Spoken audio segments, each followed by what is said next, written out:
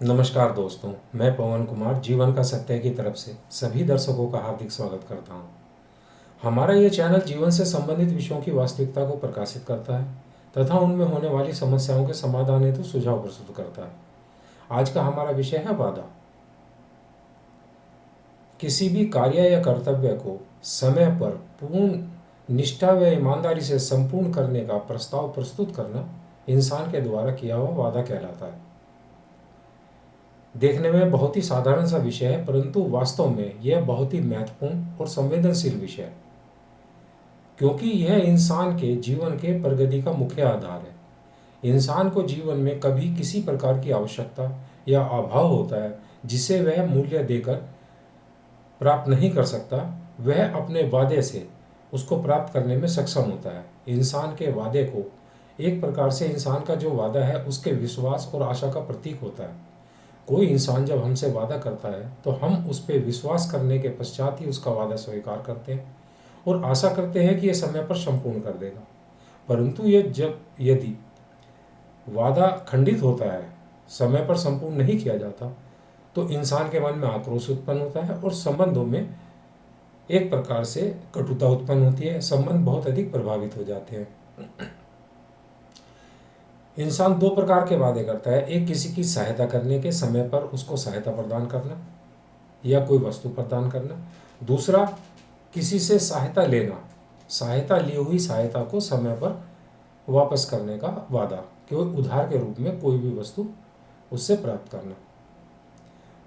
दोस्तों, यदि किसी का सहायता करने का वादा संपूर्ण ना हो तो उसको समाज में एक ओछा इंसान माना जाता है, इंसान को झूठा इंसान माना जाता है। यदि वादा कोई किसी की ली हुई वस्तु को वापस ना किया जाए तो उसे झूठा, बेईमान और मक्कार इंसान माना जाता है। माना जाता है कि इसने झूठ बोलकर और अपनी सहायता या उधार हमसे प्राप्त कर लिया, यह बहुत ही बेईमान इंसान है। इंसान का एक प्रकार से सामाजिक मूल्य समाप्त हो जाता है।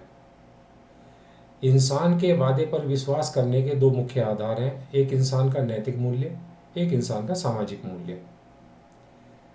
सामाजिक मूल्य इंसान की समृद्धि और प्रतिष्ठा के अनुसार होता है और जो नैतिक मूल्य है वह इंसान की ईमानदारी और सच्चाई के अनुसार होता है।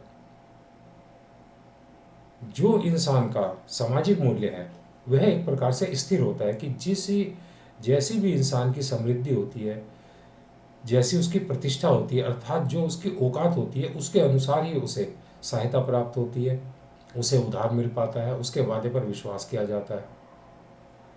परंतु जो नैतिक मूल्य है, जो इंसान को ईमानदार और एक निष्ठावान सत्यवादी इंसान समझा जाता है, उसके वादे का मूल्य अनमोल हो जाता है, उसमें कितनी भी वृद्धि हो सकती है।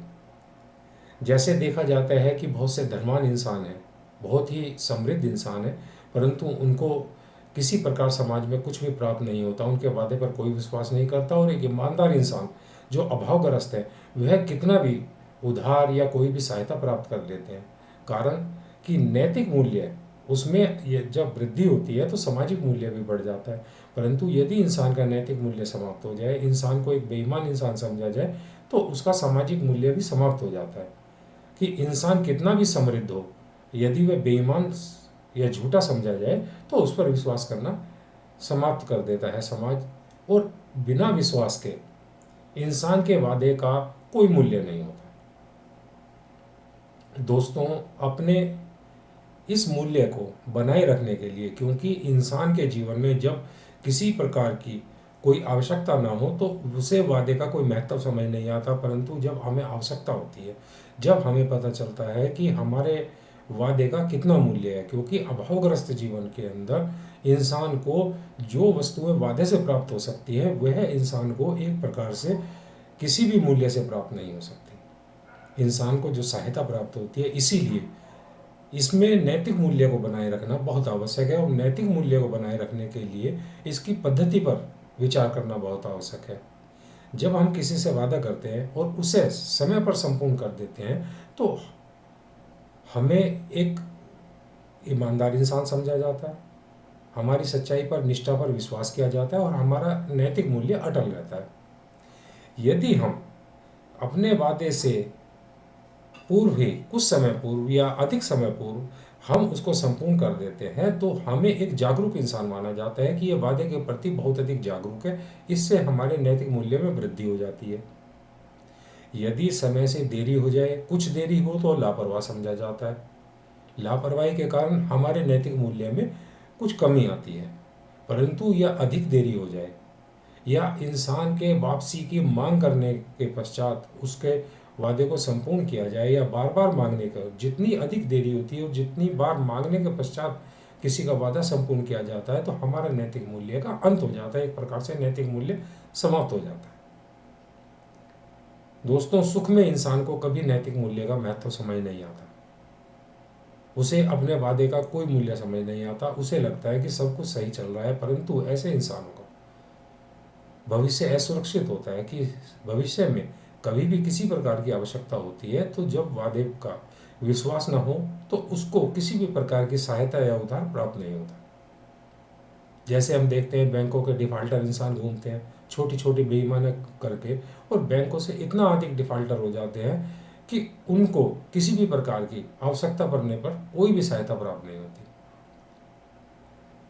जो इंसान सुख में भी अपने वादे का मूल्य बनाए रखता है तो उस पे उसका भविष्य बहुत सुरक्षित होता है, क्योंकि उसे भविष्य में कभी भी किसी भी प्रकार का अभाव हो, आवश्यकता हो, तो सरलता से सहायता प्राप्त हो जाती है। प्रत्येक प्रकार का उधार प्राप्त हो जाता है।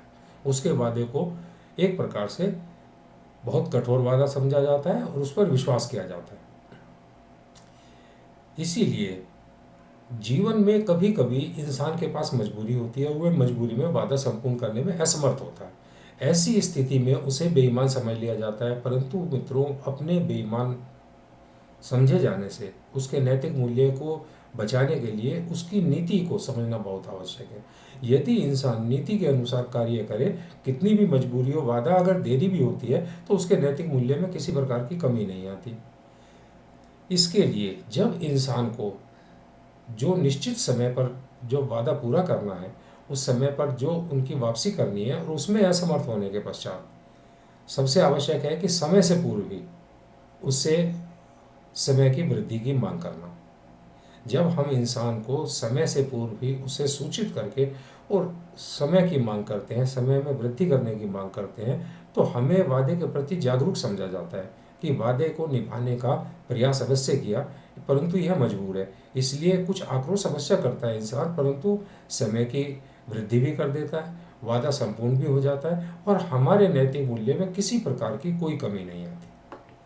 परंतु यदि बिल्कुल समय पर अगर उसको समय बढ़ाने की मांग की जाए तो इंसान क्रोधित हो जाता है कि जिस समय वादा संपूर्ण करना था उस समय पर इन्होंने समय बढ़ाने की मांग आरंभ कर दी, कि यह इंसान एक प्रकार से विश्वास करने के लायक नहीं है। यदि समय समाप्त होने के पश्चात या उनके मांगने के पश्चात समय की मांग की जाए तो इसका अर्थ समझा जाता है कि यह वादे को संपूर्ण करने में टाल मटोल कर रहा है, यह एक बेईमान इंसान है।